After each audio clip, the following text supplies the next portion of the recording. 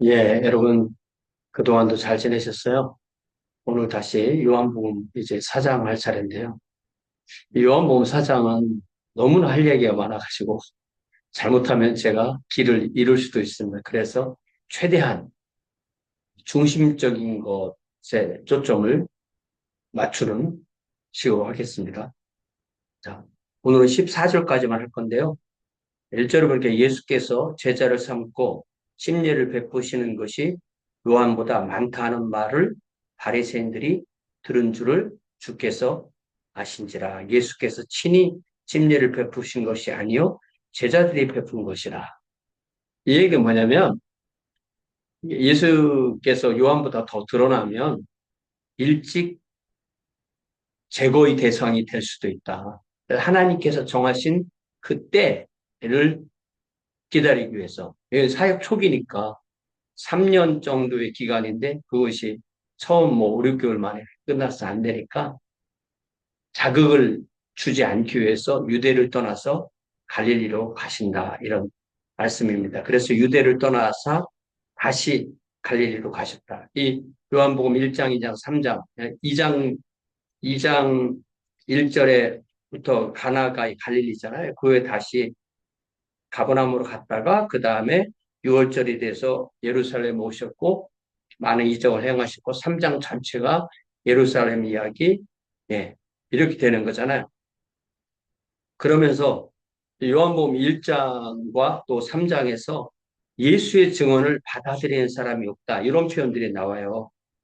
자, 여기 1장 11절에 자기 땅에 오매 1장 10절에 그가 세상에 계셨으며 세상은 그로 말미암아 지은 바 되었으며 되었을 때 세상이 그를 알지 못하였고 자기 땅에 오매 자기 백성이 영접하지 아니했다. 이런 말씀이 있고요.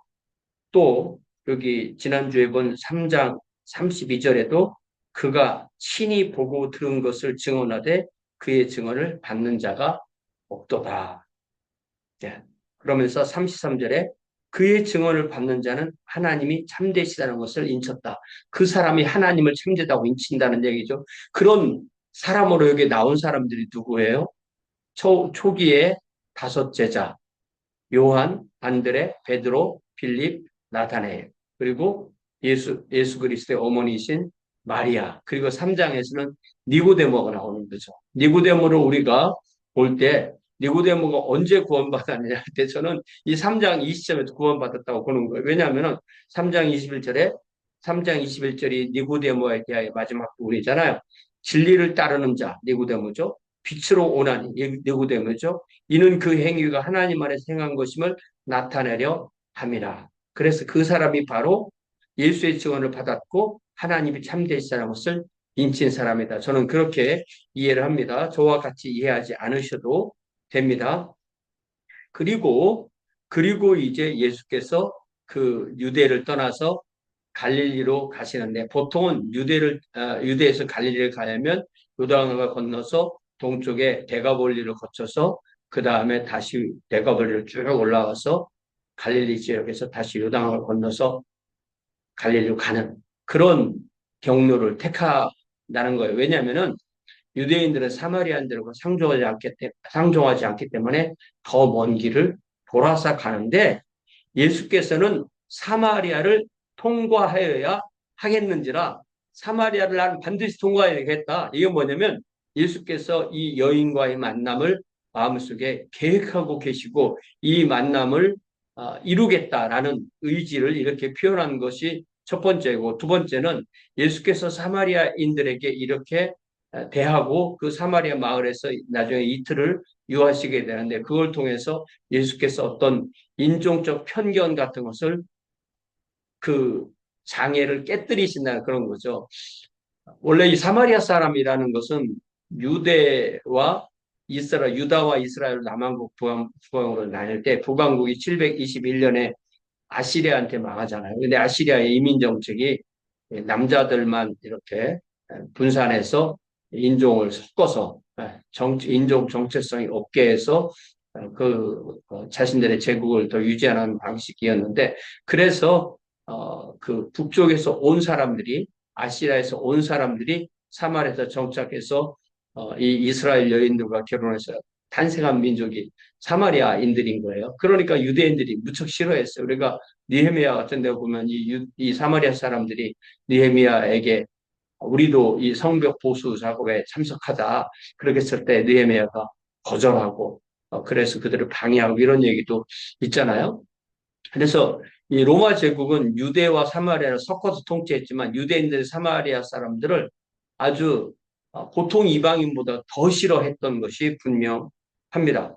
자, 그런데 5절에 보니까 사마리아에 있는 수가라는 동네에 이르셨다. 이렇게 쭉 걸어서 제자들과 북쪽으로 이동하시는데 그 사마리아의 수가라는 동네가 바로 우리가 요새 창세기에서 공부하는 그 세겜이에요. 세겜.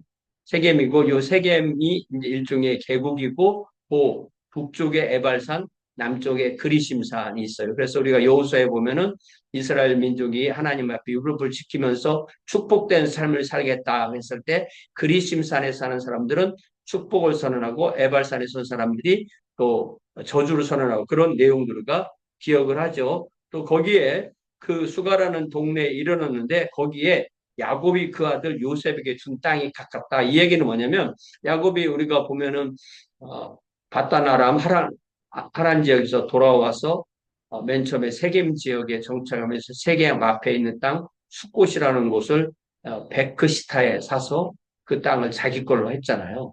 그리고 난 뒤에 나중에 요셉이 먼저 이집트로 가고 본인도 이집트로 갔을 때 내가 그것은 내가 얻은 땅이니까 너에게 준다. 이렇게 했을 때 나중에 400년 후에 출애굽할 때 모세가 이 요셉의 이 뼈를 들고 나가는 거예요. 왜냐하면 요셉이 죽을 때 나를 아버지가 나에게 준 그 땅에 장사해 달라고 그렇게 요청했고 그래서 나중에 여호수아 24장 마지막에 보면은 바로 그곳에 요셉의 뼈를 묻었다. 그러니까 아, 그 땅을 준 것은 이집트에서 준 거예요. 이집트에서 준 것이고 그것이 현실로 이루어진 것은 그로부터 430년 지난 후이고 그래서 거기에서 뼈를 묻음으로써 요셉의 소유권, 야곱의 소유권, 요셉의 소유권이 그렇게 인정되는 거죠.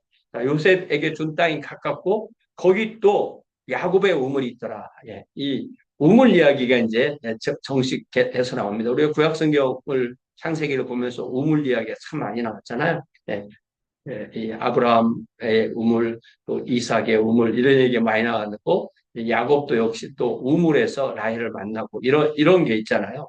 우물 이야기가 많은데 막상 이 요한복음 4장에 나온 야곱의 우물은 구약성경에 나오는 어디 구체적으로 어디에 야곱이 유물을 팠다 그런 얘기는 없습니다. 그렇지만 당연히 야곱도 어떤 우물을 사용했을 것이잖아요. 왜냐하면 숫곳에서 그 가축들을 치고 우립간을 치고 땅을 싸고 했으니까 우물이 당연히 있었던 거죠.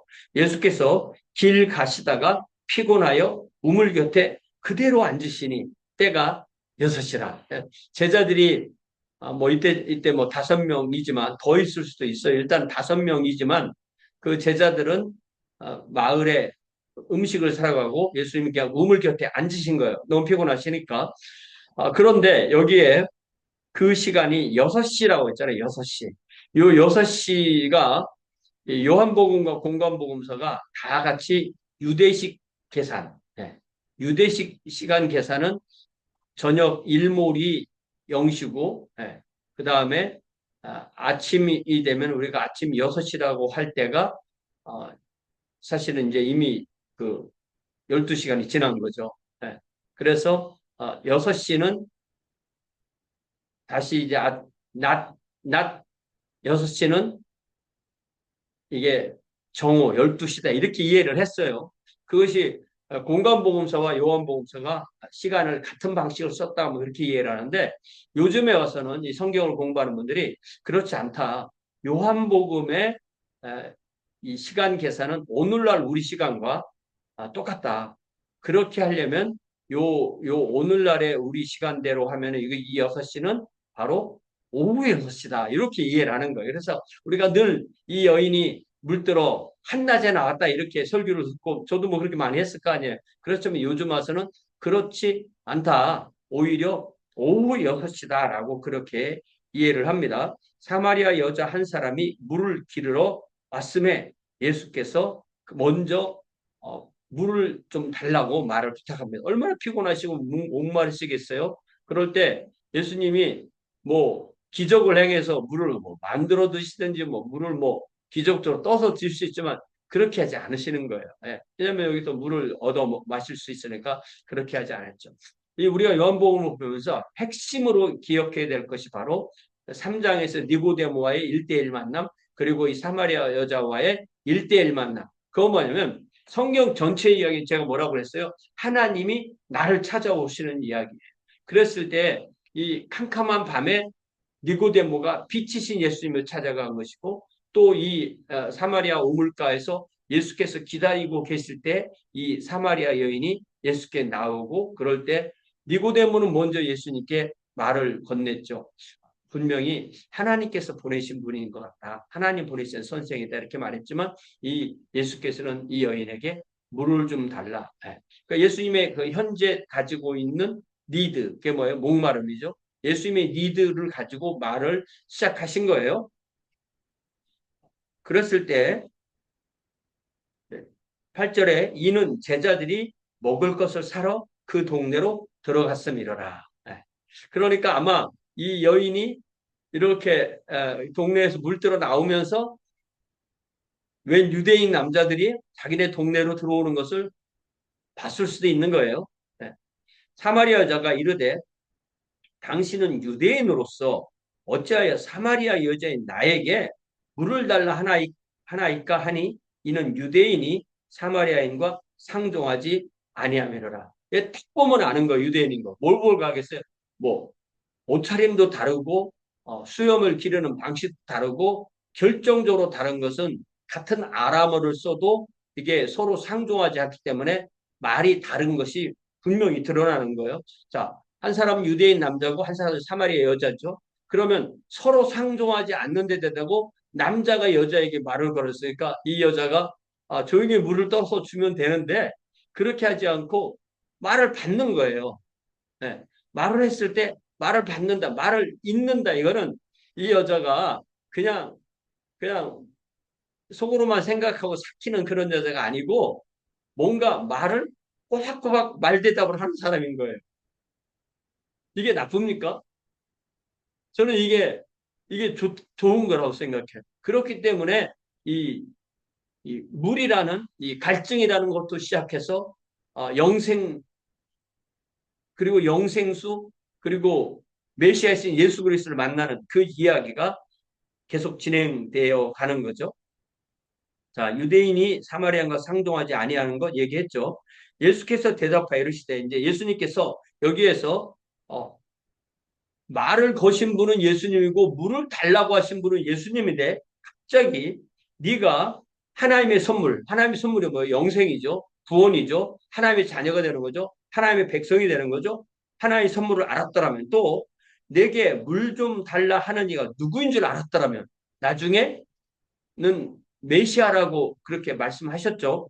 메시아인 줄 알았더라면 또 내가 그에게 구하였을 것이요. 오히려 내가 당신에게 물을 좀 주세요라 할 것이 아니라 당신이 나에게 그, 그 하나님의 선물을 주세요라고 했을 것이고 그렇다면 내가 그 당신이 떠주는 이 야곱의 우물물이 아니라 생명수로 주었을 것이다. 이렇게 얘기를 하십니다. 이게 출발은 예수님의 펠트니스, 예수님께서 이제 목마름이라고 출발했지만 그 목마름은 누구나 모든 인간이 다 갖고 있는 펠트니드죠. 그 다음에 그 여인이 말을 이렇게 응답을 해왔을 때 거기서 예수님이 갑자기 나는 당신에게 영생하는 생명수를 주겠다. 이렇게 오퍼를 하시는 거예요. 그러니까 여자가 이르되 주여, 여기서 주여는 그냥 존칭어예요. 존칭어. 네.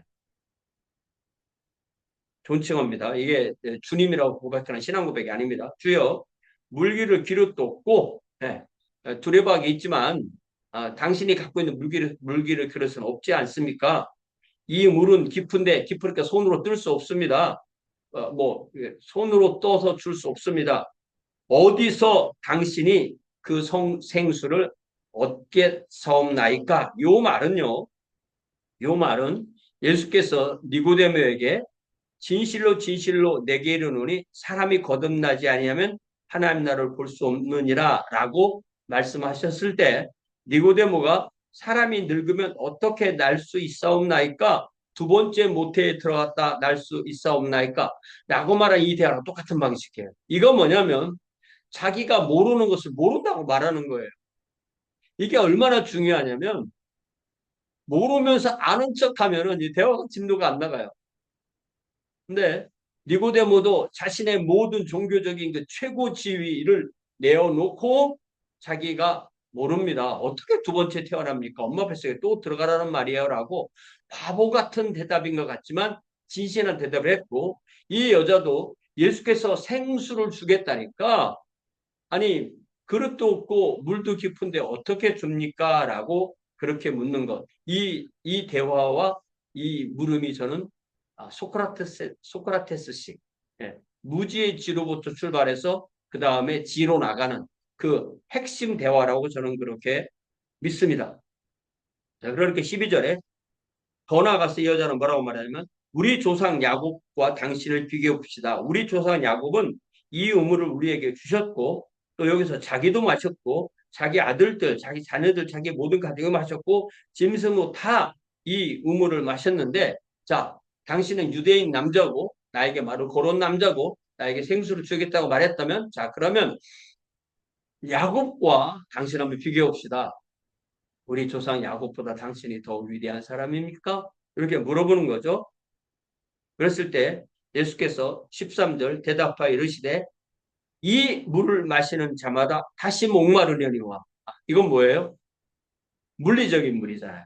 우리는 이 물을 마시고 갈증이 해소되고 또 어느 시간이 지나면 다시 목마르고 하는 이 육체적 사이클 속에서 살아갈 수밖에 없어요. 예수님도 사람이시기 때문에 그 목마름이 있으셨고 그걸 출발해서 대화를 했어요. 그러나 우리에게는 그러한 펠트 니즈, 우리가 느낄 수 있는 필요보다 더 중요한 핵심 니즈가 있는데 그걸 unfelt needs라고 하고 그 unfelt needs는 하나님이 보시기에 우리에게 필요한 필요. 그게 바로 뭐예요? 영생이죠. 하나님이 지으신 하나님의 형상대로 지으신 사람이 죄로 인해서 길을 잃고 하나님에게 떨어져 나갈 때 우리에게 오셔서 사람을 지으신 하나님이 사람으로 오셔서 우리에게 그 영생을 주시는 그것을 받아들일 수 있는 그 unfelt needs를 이 여인에게 설명하기 위해서 14절에 내가 주는 물을 마시는 자는 영원히 목마르지 아니하리니 왜냐하면 내가 주는 물은 그 속에서 계속 샘이 돼서 영생수가 되어서 샘물이 되어서 흘러나옵니다. 그러니까 요한복음 3장 5절에서 물과 성령으로 거듭나라는 말은 바로 예수께서 주시는 물, 예수님이 그 안에 오시면 예수의 영이신 성령님이 오시면 그러니까 물과 성령은 예수와 성령, 위로부터 성부로부터 성자이신 예수로부터 성령으로부터 거듭나면 그러면 그 속에 생명의 물, 즉 생명의 샘, 즉 생명의 강이 흐르게 된다. 그래서 7장에 보니까 예수께서는 이렇게 말씀하시는 거죠. 7장 37절에 명절 끝날 곧 훗날에 예수께서 예루살렘에 올라가셔서 그곳에서 명절을 보내시면서 그곳에서 선포하시기를 명절 끝날 곧 큰 날에 명절이 이제 그 8일이잖아요. 안식일부터 안식일까지. 그러면 그 마지막 날이 끝날이 가장 중요한 날이니까 그 큰 날에 예수께서 서서 외쳐 이르시되 누구든지 목마르거든 내게로 와서 마시라. 그러니까 사장에서는 1대1로 사마리아 여인에게 말했던 것을 이제는 크게 외치는 것입니다. 나를 믿는 자는 성경의 이름과 같이 그 배에서 생수의 강이 흘러나오리라 하시니 이는 그를 믿는 자들이 받을 성령을 가리켜 말씀하신 것이라. 그러니까 삼위일체 하나님이십니다. 성부로부터 났다. 그 얘기는 성자로부터 났다는 얘기고 그 얘기는 성령으로부터 났다는 얘기고 성령은 하나님의 영이고 예수님의 영이고 거룩하신 영이고 우리가 예수를 믿으면 우리 안에 성령이 오시기 때문에 성령이 오셔서 우리를 예수를 믿게 하고 그러면 우리에게 영생하도록 솟아나는 그런 영생 의무를 우리 안에 가지고 있다. 이 말씀을 하시네요. 그러니까 이 요한복음에서는 물 이야기가 얼마나 중요한지 몰라. 요한복음에서는 빛과 물 이야기가 계속해서 이렇게 연결돼서 나오다가 9장에서는 결정적으로 태어날 때 맹인으로 태어나서 빛을 못 보던 사람이 예수님이 진흙에다가 이렇게 침을 섞어 있어서 눈에 발라주고 그것을 실로암 물에 가서 씻으니까 그가 빛을 보게 되었다. 그러면서 영생의 빛이신 예수님까지 만나게 된 이야기잖아요. 그렇기 때문에 요한복음 9장에서는 물과 빛 이야기가 이렇게 섞여 있습니다. 이런 걸 볼 때 우리가 이 요한복음에서 물이 얼마나 중요한 것이고 결국 이 고대인들도 생명에는 빛과 물이 있어야 된다는 것을 알았고 성경은 그보다 훨씬 더 깊이 우리 모두는 영적인 빛이신 예수, 영적인 물이신 예수를 통해서 하나님의 선물, 영생을 얻고 또 그러기 위해서 메시아이신 예수를 만나야 된다. 이것이 이 요한복음의 핵심이에요. 그러면서 또 우리가 결코 놓치지 않아야 되는 것은 성경은 하나님께서 우리에게 오셔서 우리를 찾으시는 거지만 우리가 예수를 만날 때는 니고데모처럼 이 사마리아 여인처럼 베데스다 연못가에 38년 된 병자처럼 실로암 못에 보내진 태어날 때부터 맹인으로 태어난 사람 태어나서 예수님을 만나고 눈을 뜬 그 사람처럼 우리 모두는 예수님을 1대1로 만나야 된다는 거예요. 1대1로.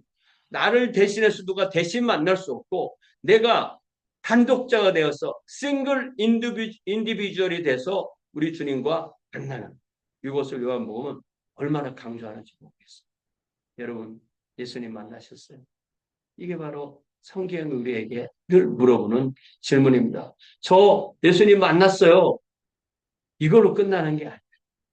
왜 끝나는 게 아니냐면 예수님을 만났다면 그 만남이 계속 이어지고 깊어지고 그래야 우리가 예수의 사람이 되는 그걸로 우리의 일생이 되어지는 거잖아요.